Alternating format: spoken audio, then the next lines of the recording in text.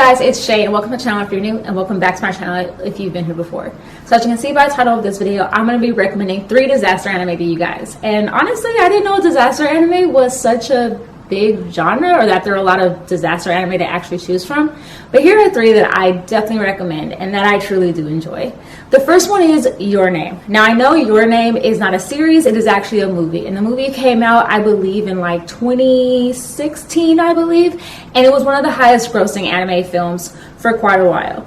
And the movie is pretty much about a boy named Taki and a girl named Mitsuha who actually are switching places. So it starts off actually really funny of a movie because you see these 2 characters are switching bodies and they don't know what to do. And Mitsuha grows up in like a countryside while Taki grows up in a city. So they have 2 very, very different lives. So the disaster part of this movie actually doesn't happen till I want to say about the middle. So the tone of the movie completely changes. It goes from like happy and funny to being completely chaotic, and you honestly know that time is of the essence here. I honestly really do love this movie and I highly recommend it for everybody. You can probably find it on like iTunes to buy, and I believe you can probably find it on like maybe Funimation or several other streaming sites probably have Your Name to be able to stream. I also recommend buying it as well if you haven't yet seen it. But yeah, definitely check out this movie. The disaster part of it becomes kind of the premise towards the middle, like I said, and the beginning part is actually extremely funny, but I still definitely recommend checking out this movie. The second one is Tokyo Magnitude 8.0. Now this is a series that actually came out in 2009 and it consists of about 10 episodes, and you can actually find it streaming on Hulu. But pretty much the show is about a boy and a girl, the girl named Mirai and the boy by the name of Yuki. And pretty much they are in Tokyo when an 8.0 magnitude earthquake hits, and these 2 kids have to try to find their way home. They are assisted by a lady by the name of Mari, and along the way you kind of see what they're going through trying to make it back home, as well as the uncertainty of what they're actually going to go back home to. Like, are their parents actually still alive? And what does it look like when you are now people that are affected by a disaster? The show has a lot of ups and downs into it. It definitely takes you on a roller coaster ride, and it also can definitely elicit some tears. I definitely recommend checking out this show. And the third and last disaster anime that I would definitely recommend, I actually just recently watched, and I recently watched it on Netflix, and it was Japan Sinks 2020.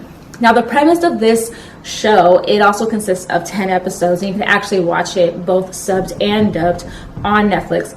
And the premise of this show is that you have a earthquake that ends up happening in Japan, and from there on it basically causes a lot of catastrophic events where the main premise is that Japan is basically sinking due to these earthquakes, and due to where Japan land is, the tectonic plates are causing where Japan is slowly sliding into the Pacific.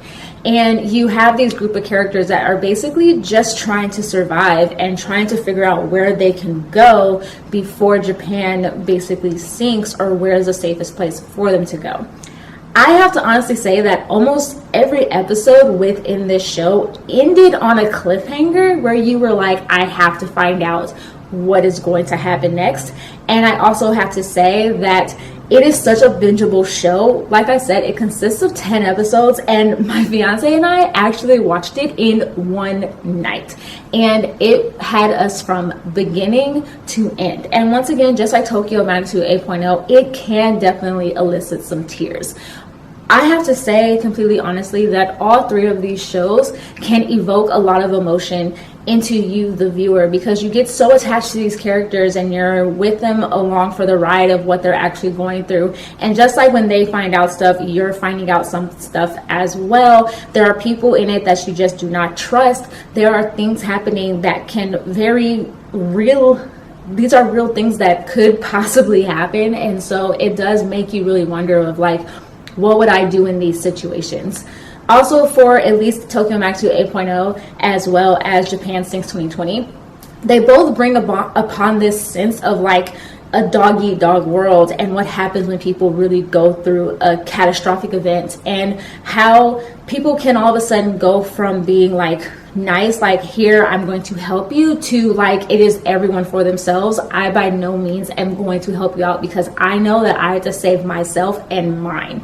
And that's basically what it becomes, and which is a very real aspect, especially with us now currently living through a pandemic, and how we all saw how the grocery stores were and how people were just trying to grab everything that they could and didn't really care about the older people that probably really couldn't leave their houses, and so on and so forth. So I definitely overall have to say that those two shows definitely do evoke a lot of emotion and can kind of be relatable. Once again, I know that what we're going through is not like a disaster, like an earthquake or anything, but it can show that some of the emotions that these people are going through are kind of real emotions that a lot of us are kind of going through now, with us being in the state of the world that we're currently in now.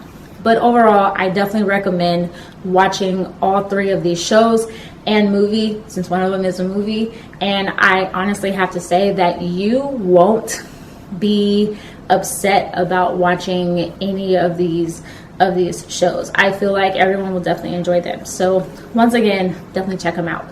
Your Name you can find on probably a lot of streaming sites. I'm not for sure where, though, to be honest with you. You might have to actually purchase it through iTunes or through some sort of on-demand service to actually watch it. Although I do feel like some anime streaming sites probably do have it for free. For example, probably Funimation, although I'm not completely for sure, but I would definitely check out or do research to find out where you can actually watch it. Tokyo Magnitude 8.0 is available on Hulu, so if you do have Hulu, it is available on there. It is subbed. I think for me, when I watched it dubbed, but once again, you can check it out on there. And then of course, Japan Stinks 2020 is actually fairly new. It is a Netflix original, so it is only available on Netflix, and it is available also both subbed and dubbed, so definitely check out both of those. But that's what I have for you guys. I hope you guys enjoyed this video. Of course, I do want to know what you guys have thought about either of these three shows if you have watched them. Of course, please do not post any spoilers below, because I want anyone that has not watched these shows or this movie to be able to watch it without knowing what's pretty much going to happen. So please be sure not to post any spoilers. And of course, please, like always, give this video a thumbs up and subscribe if you haven't already. And I will see you guys on Monday with a new video. And like I always tell you guys, stay positive, stay nerdy, and in today's day and age, stay happy and stay safe. All right, you guys.